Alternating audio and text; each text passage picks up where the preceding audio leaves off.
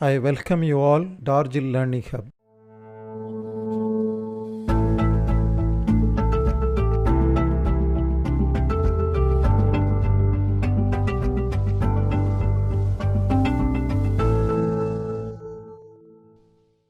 Now in today's episode, we are going to study about Thomson's mass spectrograph.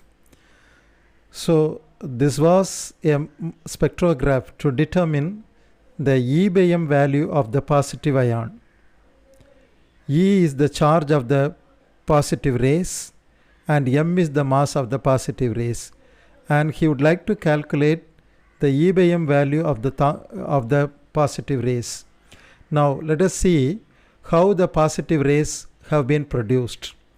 And this was the experiment performed by Goldstein in 1886, and he produced the positive rays.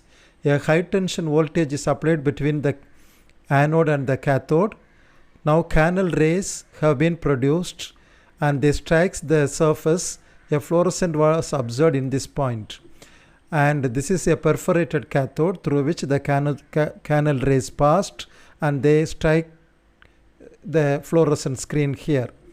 To understand the nature of the positive rays, the positive beam is subjected to electric and magnetic field. By studying the relative motion of the ions, they analyzed and identified what it is, what is the value of the charge and what is the value of the mass, and they calculated by studying the resultant motion in the electric and magnetic field. Now let us see the experimental setup made by Thomson. He had a very large bulb. Inside the bulb, low pressure gas is kept here. The pressure here is of the order of 10 to the power of minus 5 meter of mercury. Inside this you have one anode and cathode. Cathode is a perforated one and a very high voltage is applied between the anode and the cathode. And when the cathode is given a negative potential, the positive charges are attracted towards that one, and since they are perforated, they will pass through it and it will strike the point O in the discharge tube. And in this passage we have two electrodes P and Q. A very strong electric field is maintained between the two plates P and Q. P is kept positive and Q is kept as negative. The length of the plates will be L, small l. And a powerful electromagnet is also kept between, and this is the N pole and this is the south pole, and they are powerful electromagnet. And this electric field and the magnetic field are these two fields are parallel to each other and perpendicular to the direction of motion of the positive rays. The positive rays passes through the cathode, and in the absence of the electric and magnetic field, it will strike the point O. Now what happens when you apply the electric field? When you apply the electric field, now here this is the electrode P and bottom one is the electrode Q, which is negatively charged. Therefore a strong electric field is acting here. Let L be the length of the plates. Now let us consider M be the charge of the M be the mass of the positive ion and E be the charge which is moving with the velocity v. Let X be the electric field acting along the length L. Therefore when the positive ion enters into this region, it will undergo a force. That force will be equal to X into E. Because of the force, these positive charges will be accelerated. The acceleration produced in the ion will be equal to Xe by M.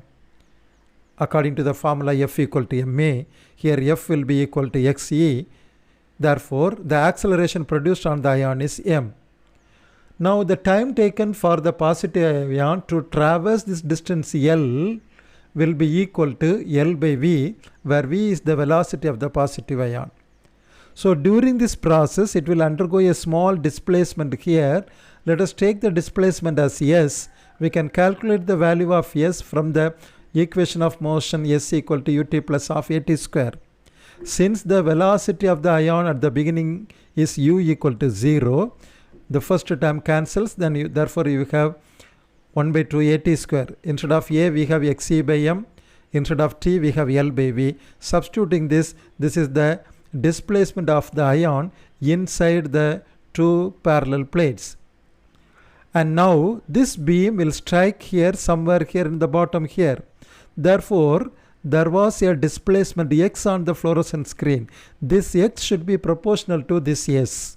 Therefore the distance that will be shifted by the beam is taken as x. X should be proportional to S. If the length is constant, the L is constant, then we have it will be equal to k1 into xe divided by mv square. This is the displacement of the positive ion due to the electric field. The same could also be calculated by the application of the magnetic field also. When we apply the magnetic field B all along the two parallel plates, it will also produce a force BeV. This force will be perpendicular to that had been already produced by E. Therefore the force produced here is BeV. Because of this also there will be an acceleration on the ion, and that acceleration will be equal to BeV divided by m. Now once again, as we have already calculated, we can calculate the displacement of the ion in this case by this equation, and actual distance the beam had been shifted is y, which will be proportional to S. For a constant L, this will be the equation. And now here, we can square this equation and divide it by x. You will get this equation y square by x will be equal to k into E by m. Therefore y square equal to k E by m into x. This equation is similar to that of this equation y square equal to 4ax. Instead of 4a we have KEM by KE by m. Therefore this equation is similar to that of a parabola, and that's why I have drawn this graph here, parabola, where k will be given by this equation. Now in this equation we don't have any term small v, velocity of the ion. Therefore this equation is independent of E. Whatever be the velocity of the positive ion, they will strike certain points, different points here, that's all. Therefore hence the particles with this same E by m and different V will fall on different points on the same parabola. By measuring the coordinates x and y, we can calculate the value of E by m from this formula. Therefore in this manner the E by m value of the positive ion was calculated by Thomson. By comparing the mass of hydrogen ion, we can also determine the mass of different ion also. So in this manner Thomson could be able to find out the value of the charge of the positive ion as well as the mass of the ions. We have some more limitations and applications. The traces are of very low intensity. The traces are blurred and have no definite edges. It fails to distinguish optical and geometrical isomers also. Some of the applications are identification of unknown compounds and the determination of isotopic composition of elements in a molecule are some of the applications of this apparatus. Hope, my dear students, you would have understood what is Thomson's mass spectrograph and how it works. Thank you.